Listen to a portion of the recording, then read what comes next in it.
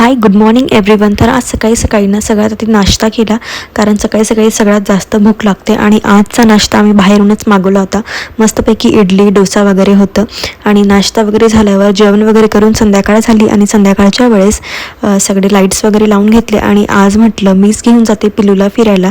तर पिलूला सगळ्यात आधी रेडी केलं आणि पिलूला फिरायला घेऊन गेली. तर पाहू शकता तुम्ही, पिलूला मी फिरायला घेऊन जाते. आणि आम्ही दोघं मस्त खाली गेलो आणि पिल्लूसुद्धा खूप छान एन्जॉय करत होता. तो थोडा तर साधारणतः अर्धा ते पाऊण तास आम्ही फिरलो, कारण पिल्लूची कॅपॅसिटी तेवढीच असते फिरायची, अर्धा ते पाऊण तास. आणि थोडा वेळ आम्ही बसलो पार्कमध्ये.